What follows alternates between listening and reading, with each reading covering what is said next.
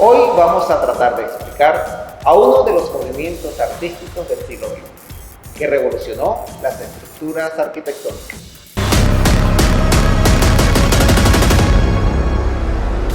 Pero, antes de ver cómo el arte cinético realizó cambios estructurales en el mundo, primero vamos a definir qué es el arte cinético y de dónde viene. El arte cinético, conocido también como cinetismo, es una corriente artística surgida en París a mediados del siglo XX, que integra el movimiento físico-espacial como elemento compositivo. El concepto del arte cinético se extiende a todas las obras basadas en el movimiento físico o virtual, lo que puede incluir algunas expresiones del arte óptico. Sin embargo, no todo arte óptico es cinético. Para que un objeto artístico sea cinético, el movimiento debe ser el centro de interés. Para diferenciarlos, se define como arte óptico como una corriente artística abstracta, basada en la composición pictórica de fenómenos puramente ópticos, que dan sensaciones de movimiento en una superficie bidimensional, engañando al ojo humano mediante ilusiones ópticas. El efecto Rubin es un ejemplo de ello. Si hablamos del arte óptico o del futurismo, este representa el movimiento y se sugiere en la imaginación. A diferencia del futurismo, en el cinetismo, el movimiento no se imagina. Se percibe sensorial y materialmente de tres maneras: el movimiento físico real de la obra, el movimiento óptico y el movimiento físico del espectador. Así, el sueño maquinista de los futuristas se hizo realidad gracias al cinetismo. La escultura cinética es la expresión más destacada de esta corriente, a diferencia de las esculturas tradicionales, sólidas y estáticas.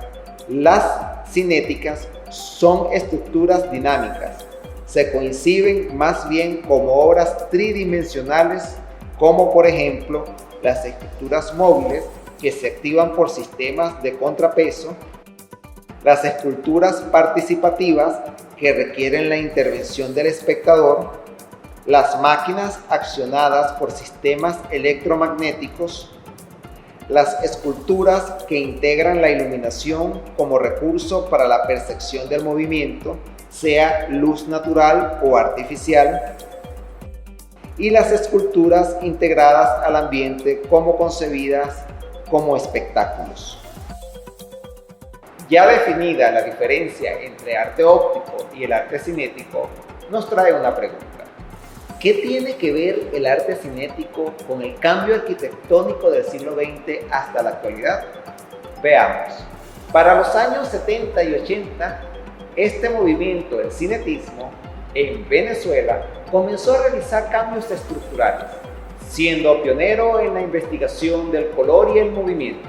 Por medio del artista Carlos Cruz Diez, nace la cromointerferencia.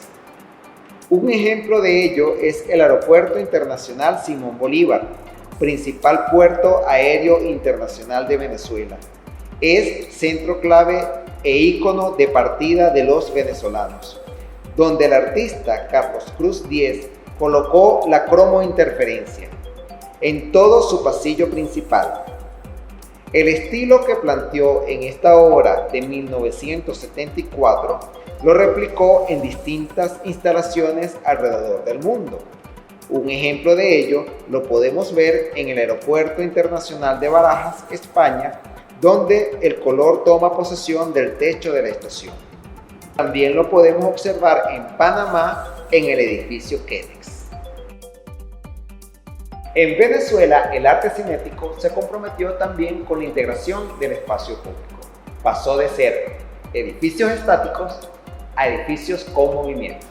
El artista Jesús Soto participó en buena parte en la propuesta de integrar la participación del transeúnte. Así, el arte salió de los museos al encuentro de la vida ciudadana y de la naturaleza. Empezamos a admirar estas esculturas en movimiento, Lo podemos observar en Plaza Venezuela y en las esculturas del Metro de Caracas, subterráneo que cruza la ciudad de Caracas de este a oeste. ¿Pero este cambio solo se realizó en Venezuela?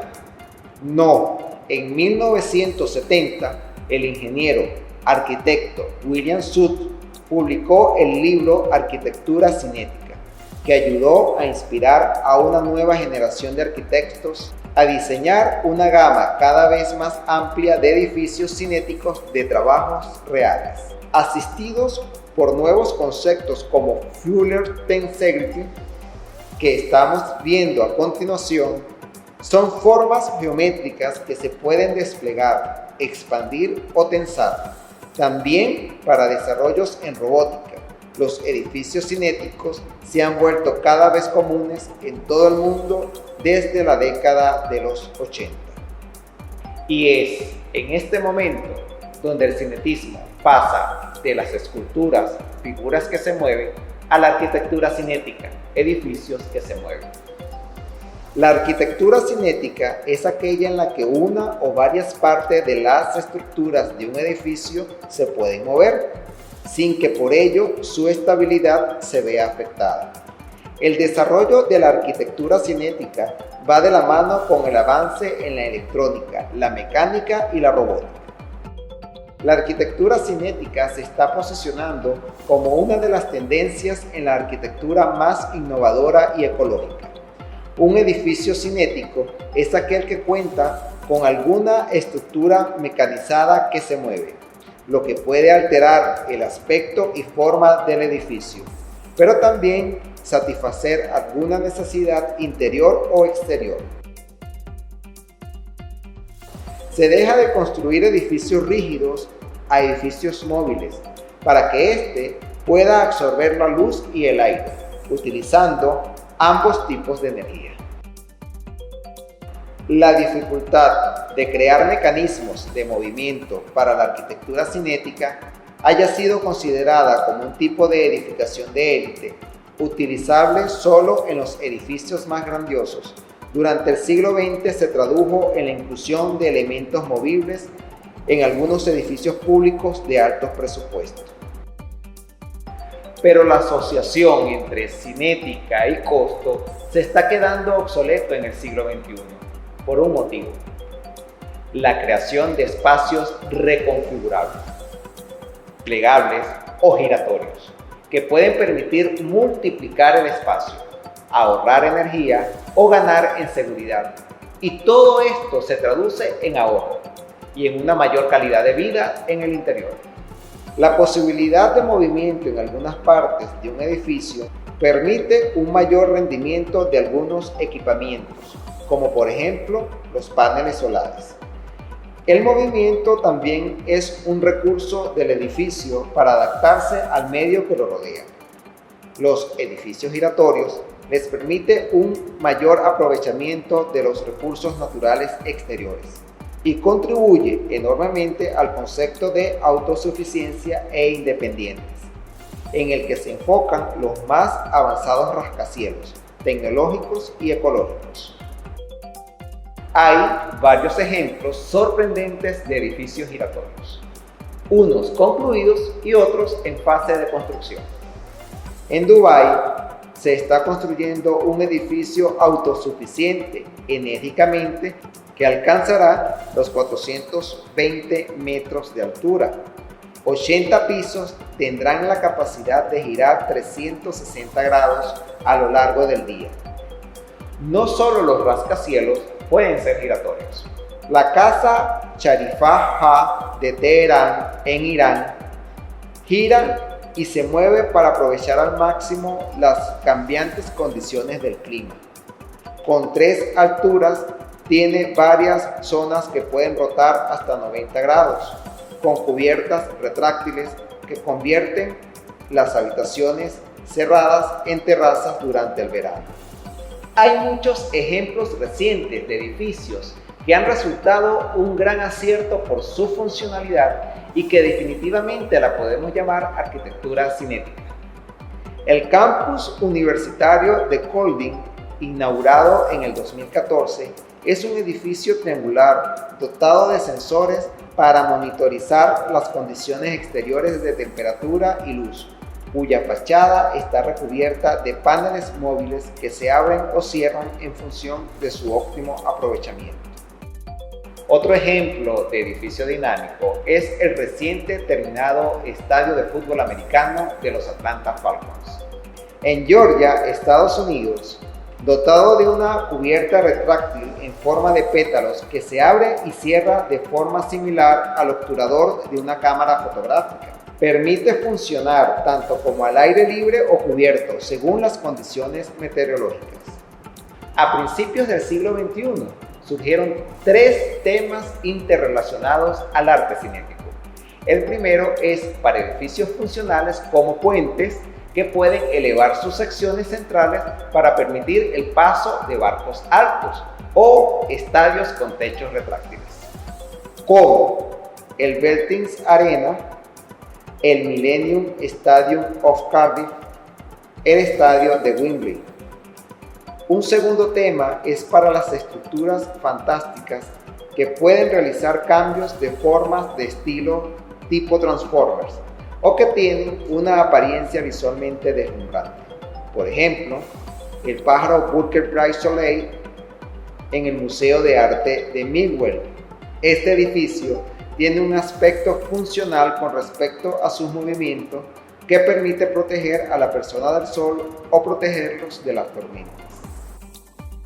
El tercer tema es que el movimiento ocurre en la superficie del edificio, creando un efecto de articulación similar a la pierna. Un ejemplo de esto es el Institut du Monde Árabe en París, en cuyo edificio hay persianas metálicas que funcionan según el principio del diafragma. Las rendijas se ensanchan o se estrechan dependiendo de la luz solar. ¿Para qué darle movilidad a una parte de un edificio? En la arquitectura cinética la utilizan por varias razones. Mejoría de las cualidades estéticas, adaptación a las condiciones ambientales, incorporación en una función específica que no sería posible tenerla en un edificio estático. Vamos a ver algunos edificios giratorios.